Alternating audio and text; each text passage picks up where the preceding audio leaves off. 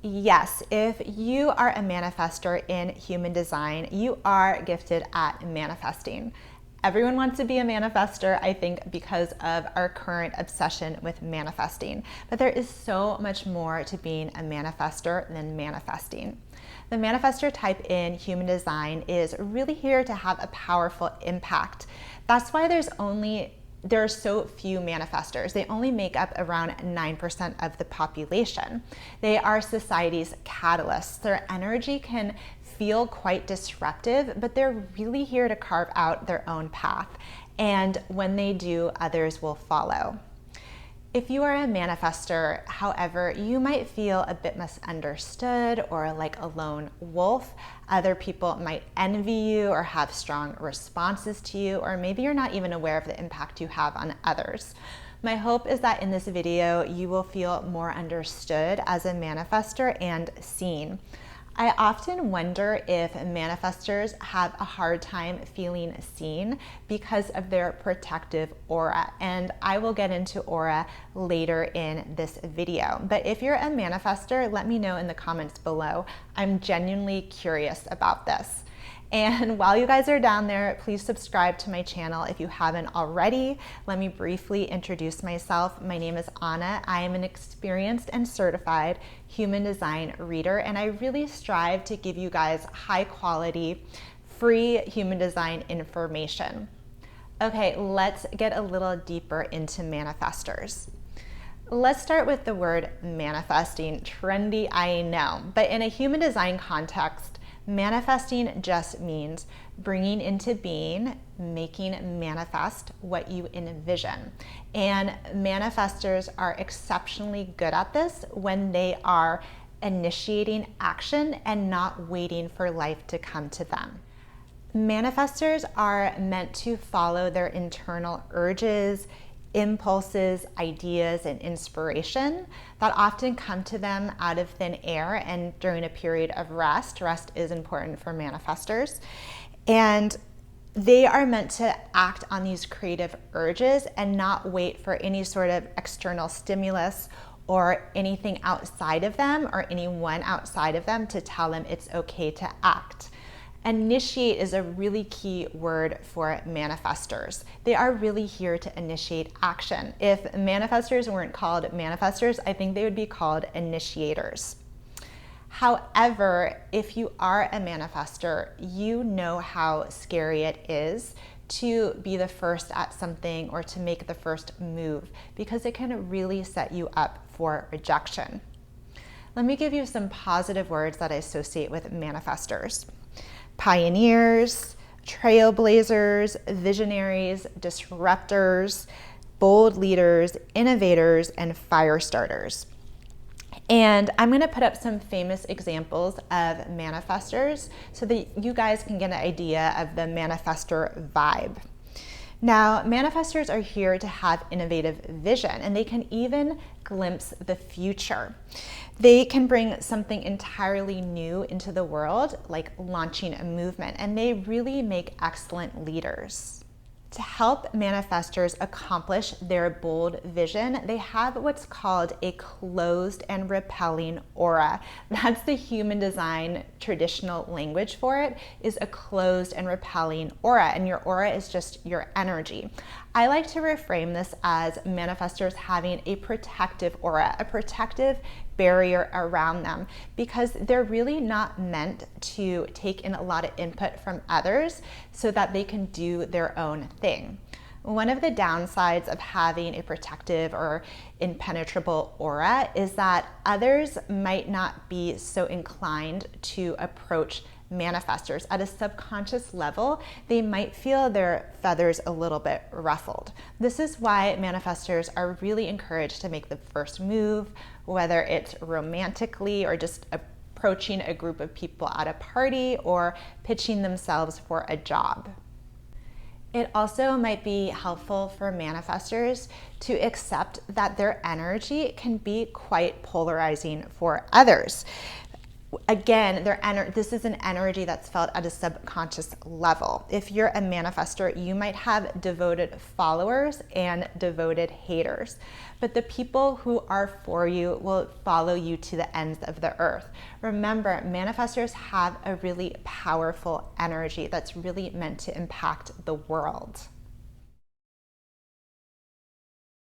If you are a manifestor, you probably just want to do your thing in peace and not experience so much resistance from others. Here's where I recommend following what's called your strategy in human design. Every type in human design has a strategy, and the manifestor strategy is to inform. Again, the manifestor strategy is called to inform. Now, Ra Uru Hu, who that's his name, who brought human design into existence. Some people call him the founder of human design. Other people say he channeled human design. But he was actually a manifestor. So he brought something completely new into the world. And here's what he says about informing. Informing paves the way for manifesting. So informing is really important to the manifestation process for manifestors.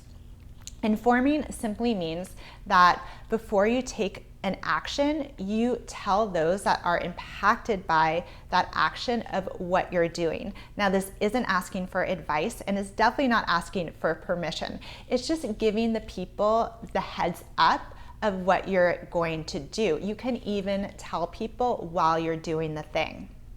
Now, informing is not a natural course of action for manifestors.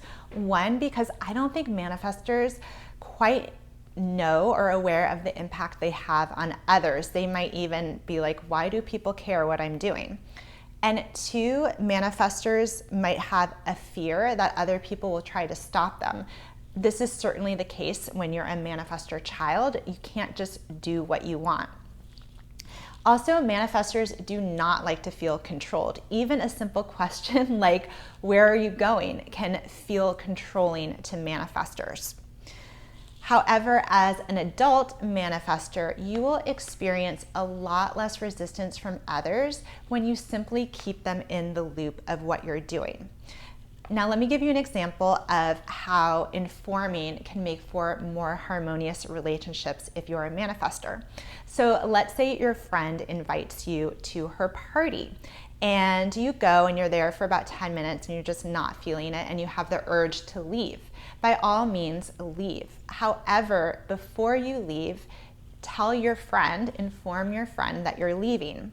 Because if you just, let's say, did the Irish goodbye, which might be your impulse to just leave without saying goodbye, she might be worried about you. She might be less inclined to invite you back to a party because she might feel like that's really rude. Now, again, informing is not being overly apologetic. You could even inform your friend as you're walking out the door, like, hey, I gotta take off. Manifestors manifest by initiating. They are here to receive an internal idea or impulse, often out of the blue, and are meant to act on it. However, there's a bit of an intermediary step before taking action, and this is when manifestors are meant to consult their authority. Now, all types in human design have an authority, which is their decision-making process. And there's 7 total authorities, and manifestors can have one of 3 authorities. Now, consulting your authority or your decision-making process will really tell you as a manifestor which actions are correct for you to take, so you're not just reacting. It'll also set you up to have the right timing in the actions that you take. So if you don't know your authority, you can look it up in the link I'm going to provide below. When you look up your chart, it'll tell you your authority. So manifestors can have the emotional authority, the splenic authority, and the ego authority. Now, I'm not going to go too much into these 3 authorities in this video, and I'll also drop links below to shorts that I made on each of them. But in a nutshell, the emotional authority is about waiting for your emotions to settle before taking action. Clarity will come with a little bit of time. So for big decisions, you might want to sleep on it. Now, the splenic authority is the opposite of that. Clarity will come to you in the moment. It'll be a spontaneous knowing, And it can be a little difficult to inform. Remember, informing is your strategy when you're meant to act in the now. So this might be a case where you're walking out the door of the party and you're telling the hostess that you're leaving. Now, the ego authority is interesting. It's about tuning in to your willpower and into your heart to see if your heart's into something.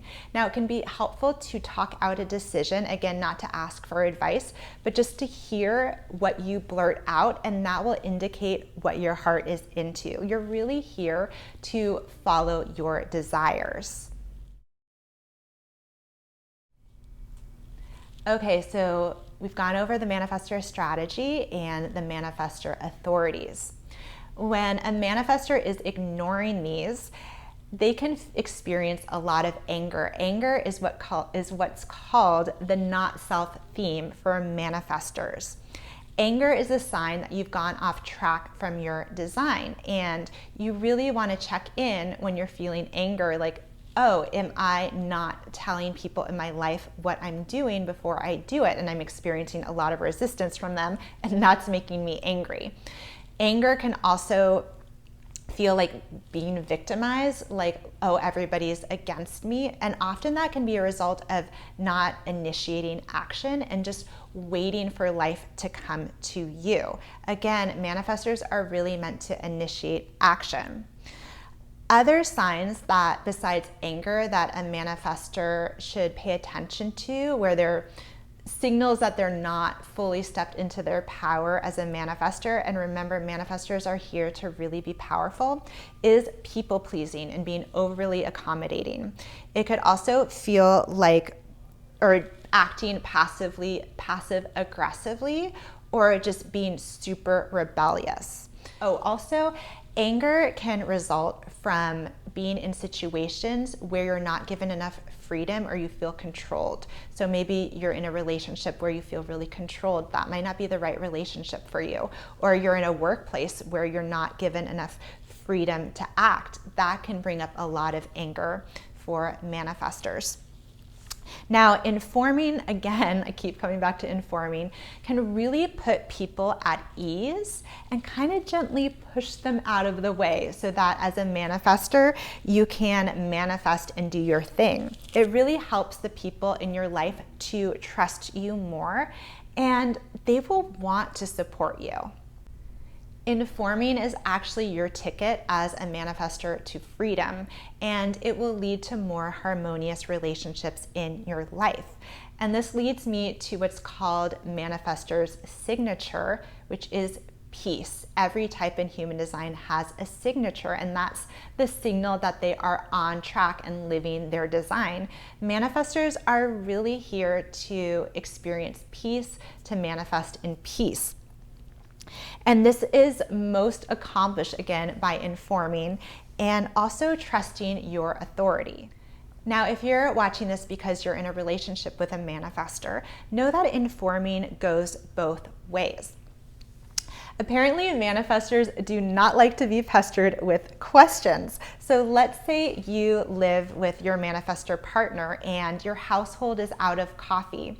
Instead of telling your manifestor partner, like, hey, can you get coffee when you go to the store next time, or get more coffee? Just simply inform them, hey, we're out of coffee. And then your manifestor partner will have the freedom to act or not act on the information you've provided. So I wanted to add a section on manifestors and work because I believe that human design can most transform people's lives in the arena of work and career. Now, manifestors are not here to work like the majority of the population. They can really suffer in a traditional 9-to-5 job. This is because their energy isn't consistent. Their energy works in surges. I like to tell manifestors your urges work in surges. So what do I mean by this? So if you're a manifestor and you have a creative urge, you can work a 12-hour day. You'll have this big surge of energy, or you can be on fire for 2 weeks. But then your energy drops and you need to rest and do absolutely nothing. During this period of rest, is when your next big inspiration will come through. So the ideal workplace for manifestors is one in where they can be in charge of their own schedule and their own workflow, so they can really honor these surges of energy and their need to retreat. Manifestors are also really great working independently and being in charge of a team because they are natural leaders. Now, manifestors are great at starting things. They can launch a project or a movement, but they're actually not meant to do all the doing. They don't actually need to finish what they started.